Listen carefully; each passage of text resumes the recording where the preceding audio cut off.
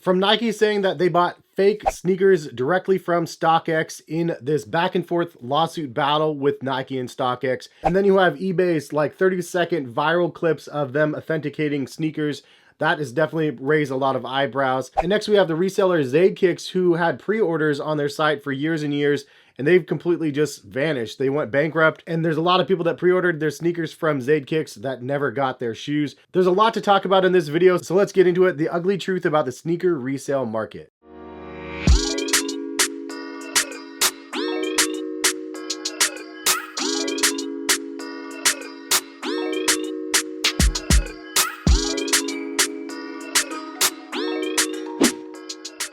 What is going on, guys? Hess here. Hopefully you're having a good day out there. If you guys are new to the channel and you guys enjoy the content, please hit the subscribe button. And I post a bunch of sneaker videos on this channel. This video I figured would be kind of an open-ended discussion. You guys can leave comments in the comment section. I just want to give you guys some information on some of the stuff that we've been hearing in the sneaker community in the last couple months, couple weeks. It's been a really interesting ride in 2022 so far, and there's lots of roadblocks, I guess you would say, for people that are trying to buy sneakers on the resale market. So starting off, we have the Nike lawsuit with StockX, and this is a battle of the big ones because StockX has a $3.8 billion valuation and was co-founded by the Cleveland Cav owner, Dan Gilbert. Obviously, Josh Luber was also a major part of StockX coming up. It was his brainchild from the beginning, and Josh Luber's now moved on to Fanatics. Anyways, in a couple years, Fanatics is going to be taking away the license from Panini, and for those that are newer to StockX is like the marketplace for trading things. It's not just sneakers. It started off primarily as sneakers, but you can trade cards and sealed boxes as well as graded cards on StockX as well.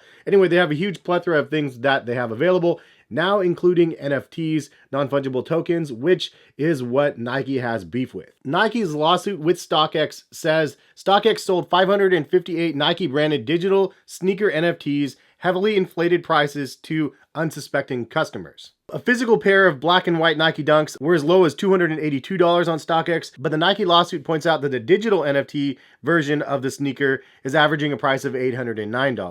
Now, you guys can correct me in the comment section, but I believe if you own the digital version of that item, whatever the thing that you bought is, it actually gives you the rights to the physical item that StockX has in store at their facility, I guess. Now, the NFT space is a little bit weird for me. I personally wouldn't be spending a bunch of money on an NFT version of a pair of my favorite sneakers. I just rather own the sneaker, but to each their own. Anyways, I think Nike was partly up in arms because they have their own NFT studio space that they bought, the RTFKT whatever studios, and they actually released like a virtual Nike Dunk, which really looked pretty awesome, to be honest. Any which way, they have their own thing that they're working on, and honestly, I wish I could have bought into it, but it's just way over my head. Where this whole story takes a turn for the worse, though, is when Nike says that they bought sneakers from StockX that turned out to be fake. Nike said that they had the StockX verified authentic hang tags, and they came with all the papers and the receipt from StockX in the shoebox stating that the condition of the shoes were 100% authentic. But then it gets a little juicier because StockX actually replies back to Nike saying Nike's latest filing is not only baseless,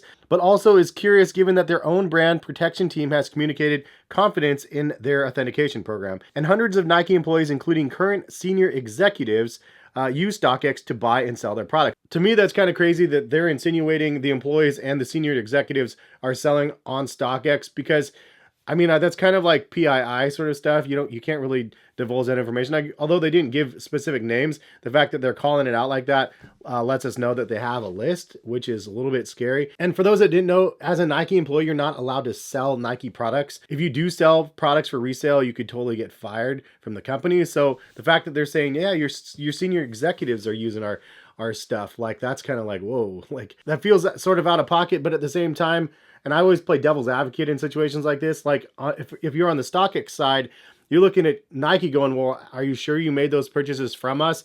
Like, just because it comes with the tags and the paperwork and stuff doesn't mean it's actually legit. And for those that have seen some of my fake videos on my channel that I've reviewed, like fakes that I bought like from knowingly faked sites, they come with StockX tags on them. So, I mean, obviously they'd have to make sure that they bought them directly from StockX, because the reality is, if you bought a bunch of stuff from StockX, how are you going to know like 3 of them are fake? Nike must have been buying a ton of stuff, and then maybe a couple of them slipped through the cracks. To me, it seems real sus that they have multiple instances of products that they are considering fake from StockX. And I'm not trying to defend StockX 100% because I know that people have had horror stories from the authentication process to whatever it might be with their service, but I'll get more into that later with the whole eBay thing, because authentication processes in general can be flawed. And I mean, that's not rocket science. You have a human being in front of something looking at things. Josh Luber said this himself back in the day, like, yes, some things are going to fall through the cracks. They're diligently working to make sure that doesn't happen, and they're really actively trying to not have that happen. However, some things can make their way through. So I think it's really interesting that Nike and StockX, these juggernauts, are going back and forth over this, when really, in my opinion, Nike just needs to be stopping the production of fake sneakers, or at least being able to differentiate between the authentic and non-authentic. That's been something that's been the root of the problem, and I've been talking about it for over 10 years.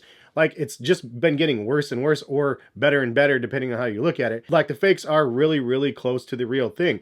They're not 100% real. There's some differences here and there, but they also make improvements. You know, Nike and Jordan, they make a production run of a certain colorway of a certain sneaker, and then after that is rolled out, they move on to the next one. They use the factory space for other things. The difference is these replica companies are out there making fake versions of something that released 3 years ago, and they're perfecting that shoe over and over again, making like better and better quality versions of something that released years ago. They have time on their side to make the best fakes that they can, and just to muddy the waters that much more. So there has to be some sort of a authentication chip or something to make it so you know that the product that you have is authentic. And unfortunately, Nike just does not care enough about that at this point, or they just haven't made strides in the proper way. Because honestly, that's the last thing you want to have happen, is you to make all these strides for improvement to make authentic products, and then you have these companies that can try to mimic the technology or whatever that you end up creating to try to prevent it. So there's lots of stuff to be considered there. I don't have all the answers, but at the end of the day, I feel like there needs to be strides in protecting the authentic stuff. In turn, it will make it so people won't have to question the products like on StockX or something, at least going forward. But just my 2 cents. But let's move on to that same subject. We have the eBay authentication process that's gone viral all over the place. How they're at sneaker cons, they're authenticating the product, they're looking it over really, really quick. And then, you know, they're doing their legit check, and then they're giving it the stamp of approval or the fail based on that quick little check. And I think that it's got a lot of people up in arms, just because it's like, wow, like this is all it took. You're looking at the product and you're telling me that's authentic just based on that quick little look. On the flip side of that, though, these people have had their fair share of fakes in their possession, and I've had fake versus real right next to me as well, and I can kind of look side by side and see some of the things. And I'm not sure if they've actually done this in the videos, but you really do need a Rolodex of fakes versus real side by side to sort of compare some of the things. But a couple of things to point out. One, like I just said, the fakes get better and better. So you authenticating this product and telling everybody what's wrong with it, you are inadvertently telling the people that created the product what was wrong with it, and they'll potentially fix that in the future version of the same exact colorway of the sneaker that you're reviewing. So that's one kind of risk out there, that you're giving away the secret sauce in a sense, showing all of the things that are off about a product. But most of those things aren't necessarily hidden. I'm just pointing that out. But this goes to show that the self-proclaimed experts out there, and no diss to any of the people that are authenticating the products, because honestly, it's not an easy job to do. And you got to stand behind your work. I get that. But this to me just shows that there's not 100% guarantee that what you're buying at SneakerCon or on the open market Facebook groups or whatever is actually legit. That's the risk you take, unfortunately, when you buy on the open market. It's a small percentage chance risk, but it's not 100% guarantee that you're going to get 100% authentic products from somebody that's going to be inspecting the product. So what are some of the things you can do? Well, we could pre-order sneakers, right? Like that. Well, that was one of my solutions like 10 years ago. Like for the Sweet 16 Kobe's, this would have been a great opportunity for them to go pre-order system, have it available for like 4 or 5 hours, have the pre-orders go through, and then everybody that got the pre-order got the shoe. That's fulfilling the demand more or less, and then creating the opportunity there for the people that wanted the shoe to actually get the shoe at the price that was intended to pay for the shoe. On the flip side of that, you have resellers like Zaid Kicks, if that's how you say his name, and he was doing a pre-order system on his own, and it ended up being a real big issue, obviously, because he's bankrupt now, closed down his social media pretty much, and filed for bankruptcy. And all the people that pre-ordered sneakers from his site that was supposed to be legit, selling legit sneakers, all those people are basically SOL. And if you're one of those people, contact your bank or your credit card company or PayPal, let them know of this pre-order that never went through, and file and get your money back, because unfortunately, it's not going to be coming out of his pocket. It's just going to be one of those claims that have to be reviewed, and hopefully you'll end up winning your case.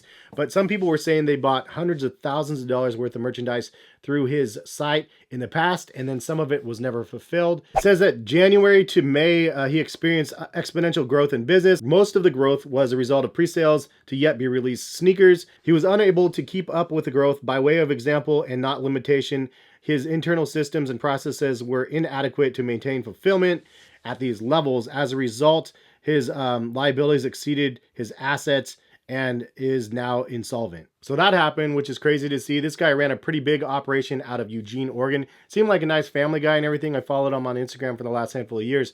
But I don't think he was like meaning to just go out there and scam people. But I do feel like what ended up happening is his pre-orders like exceeded what he was able to do. Maybe it's a supply issue, obviously in the end, but I'm not really sure. Like at the end of the day, it wasn't a pre-order system from a retailer. It was a pre-order system from a reseller, but ultimately a pre-order system from a retailer could potentially help solve some things. However, because a lot of times you guys always say like, well, Nike just needs to make more pairs and that will solve everything. The same people that are saying that are also making fun of all of the moms and kids in the malls wearing Panda Dunks right now, which is just hilarious and ironic, right? Because you have people that are flaming Nike for not making enough pairs, and then when they do make too many pairs of something or enough to satiate the palates of most of the sneakerheads out there, and then some of their family members, in this case, the Panda Dunks, people are hating on the Panda Dunks now because they're like too populated, which I have to say is hilarious because my wife does have a pair of those. I got her a pair of those like 3 rounds ago, and then now they have like 4 or 5 more releases coming of those things. Any which way, I don't really care. My wife likes the shoes. I like the shoes. It's a great colorway of Nike Dunks. I think it's funny though that people think that creating more product is always going to be the answer. In some cases, yes, but in some cases, no. It dilutes the market a bit and then makes it like less desirable to some people. So something to note. I think one of the other things that you could do though to help alleviate the pain on this reseller market is just buying the shoes that you like, not buying the shoes that you're told to like, not buying the shoes that everybody else says is cool, just buying what you like. And I know that's a hard concept for people to grasp. I'm guilty of it too. Like I'll buy things because I have the opportunity to buy something. And I think that that is mostly where we're at nowadays because we have the desire to buy a product at retail. We don't want to have to pay resale for a product. So even if I don't like the Travis Scott like Air Max 1s in the yellow colorway, I'm going to put in raffles for that because if I do hit on that, maybe I could use some of that money to offset one of the other purchases that I really do like. So I get the reasons why we put in and try for other things that we don't like. But ultimately, if you just buy what you like, you don't have to worry about the majority of the fluctuations of the resale market. I already mentioned this, but Nike needs to have more control over what is authentic and what is not authentic. There needs to be a way to differentiate the two products. And kind of on the same like vibe as that, like you have TikTok out there where creators are actively just posting stuff. Non-sneakerhead creators are posting like sneakerhead content of like, look at these fakes, they're really, really good sort of thing. And they're kind of letting the masses know that it's okay to buy fake sneakers.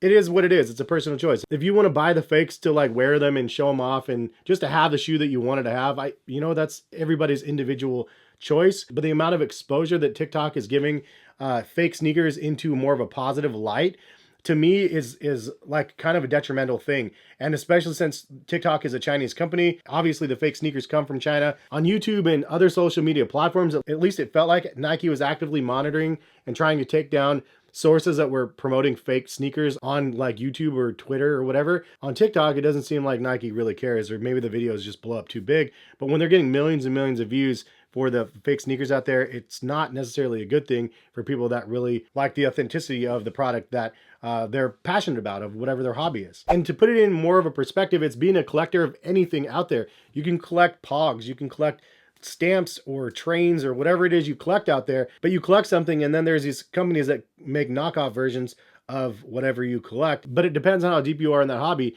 Like most of the time you don't want to get the fake stuff, you want to get the authentic stuff, right? But then seeing the other options out there and seeing the fakes and stuff out there, if you don't really care about that hobby that much, you just kind of like what you're looking at, like the product, the sneaker a little bit, so you want to go down that route. I mean, I get why people do it. I just don't personally go that route myself. Ultimately, all I could say is buyer beware. Obviously, if something is too good to be true, it probably is. If you're trying to snake a price out there on something that is highly replicated, just know that there is a small percentage chance, even if it's authenticated through eBay, StockX, GOAT, SneakerCon, vendor, or whatever it might be, even if it's authenticated through some of those channels, it doesn't mean it's 100% guarantee that it's legit. And that's kind of scary. I mean, I definitely have some sneakers on the wall behind me that I bought from StockX or a third party that, you know what, like I'm not questioning it because I've inspected the products in hand, but if I didn't inspect them and just assume that they were legit, like I could be like having something that I didn't know was actually fake.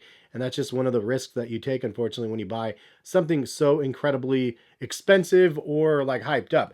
The other thing that you guys can do out there is just don't focus on all the hype stuff out there. I do a lot of sneaker videos on this channel that focus on comfort and cushioning and just things that I personally like that are not hyped up. Like you can go to Nike by You and design your own pair of Nike by You sneakers and just make like a fun one-of-one sneaker of your favorite Nike sneaker model. I mean, stuff like that is fun for me. I'm still the old man that likes Adidas Ultra Boost, and so I always review tons of Ultra Boost sneakers that are releasing, lots of different flavors out there for people that like comfort sneakers. So you could diversify and find something on sale at the outlet. You could diversify, find something on sale from any of the sneaker deals that I post, or just new models that come out. You don't have to focus on the, the 15 releases that everybody else focuses on.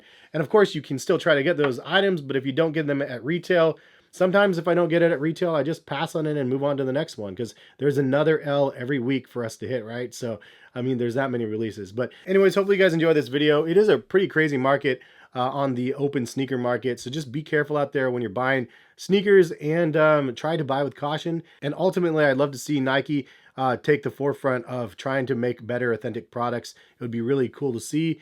It's 2022 now. I mean, I feel like they need to start doing that pretty soon. Anyway, that's my thoughts. Leave some comments and let me know what your guys' thoughts are in the comment section. Appreciate y'all for stopping by and watching. If you guys did like the video, drop a like in the video. Have a good one though. Peace, guys.